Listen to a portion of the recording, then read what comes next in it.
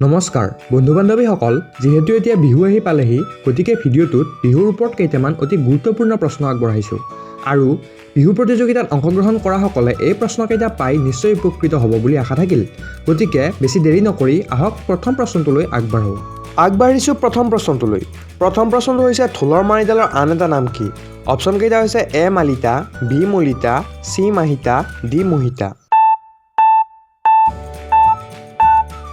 আৰু আপোনাৰ শুদ্ধ উত্তৰটো হ'ব অপশ্যন চি মাহিতা।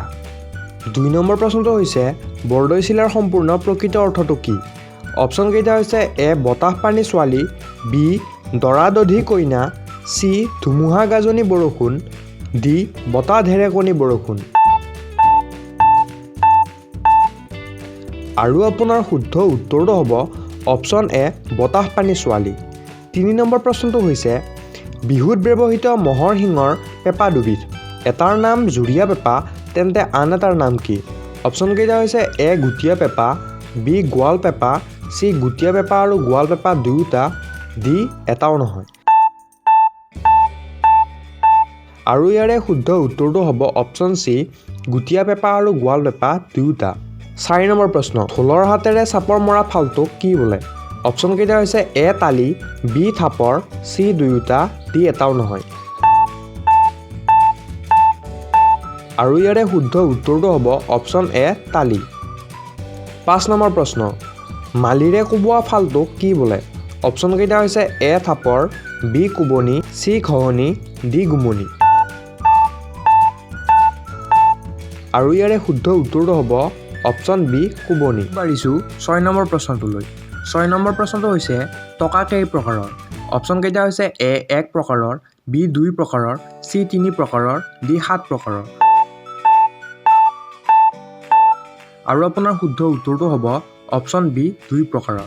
৭ নম্বৰ প্ৰশ্ন বিহু নাচনীয়ে ওঁঠ জুৰি ৰঙা কৰিবলৈ ব্যৱহাৰ কৰা এবিধ উদ্ভিদ হ'ল অপশ্যন এ তামোল, বি পুৰৈ, চি বহমথুৰি, ডি কোৱা ভাতুৰি। আৰু আপোনাৰ শুদ্ধ উত্তৰটো হ'ব অপশ্যন চি বহমথুৰি। ৮ নম্বৰ প্ৰশ্ন নাচনীয়ে বজোৱা গগনাবিধৰ নাম কি? অপশ্যন কেইটা হৈছে এ গগনা, বি মইনা গগনা, চি লাহৰী বা ৰূপহী, অপশ্যন ডি এটাও নহয়। আৰু ইয়াৰে শুদ্ধ উত্তৰটো হ'ব অপশ্যন চি লাহৰী বা ৰূপহী। ৯ নম্বৰ প্ৰশ্ন ডেকাসকলে বজোৱা গগনাবিধৰ নাম কি? অপশ্যন কেইটা হৈছে A Rammohan, B Ramdhan, C Bapdhan, D Rupdhan. আৰু ইয়াৰে শুদ্ধ উত্তৰটো হ'ব অপশ্যন বি ৰামধন। ১০ নম্বৰ প্ৰশ্ন পেঁপাৰ মুখত লৈ বজোৱা অংশবিধৰ নাম কি? অপশ্যন কেইটা হৈছে এ চুপহী, বি নলিচা, চি ফুৱনি, ডি গুংগাং। ইয়াৰে শুদ্ধ উত্তৰটো হ'ব অপশ্যন এ চুপহী। ১১ নম্বৰ প্ৰশ্ন কোনবিধ বিহুত নাচনি নাথাকে? অপশ্যন কেইটা হৈছে এ মুকলি বিহু, বি ৰাতি বিহু, চি জেং বিহু, ডি হুঁচৰি বিহু। ইয়াৰে শুদ্ধ উত্তৰটো হ'ব অপশ্যন ডি হুঁচৰি বিহু। ১২ নম্বৰ প্ৰশ্ন বিহুৱা ডেকাই কঁকালত বান্ধি ৰখা কাপোৰখনৰ নাম কি? অপশ্যন কেইটা হৈছে এ টঙালি, বি হাচতি, চি গামোচা, ডি চেলেং। ইয়াৰে শুদ্ধ উত্তৰটো হ'ব অপশ্যন এ টঙালি। ১৩ নম্বৰ প্ৰশ্ন বিহুক আদৰণি জনোৱা ফুলবিধ কি? অপশ্যন কেইটা হৈছে এ নাহৰ, বি তগৰ, চি কপৌ, ডি এজাৰ। ইয়াৰে শুদ্ধ উত্তৰটো হ'ব অপশ্যন চি কপৌ। ১৪ নম্বৰ প্ৰশ্ন বিহুক বিদায় জনোৱা ফুলবিধৰ নাম কি? অপশ্যন কেইটা হৈছে এ এজাৰ, বি তগৰ, চি নাহৰ, ডি এটাও নহয়। ইয়াৰে শুদ্ধ উত্তৰটো হ'ব অপশ্যন এ এজাৰ। ১৫ নম্বৰ প্ৰশ্ন নাচনীয়ে কঁকালত খুচি লোৱা কাপোৰখনৰ নাম কি? অপশ্যন কেইটা হৈছে এ গামোচা, বি হাচতি, চি ৰুমাল, ডি চেলেং।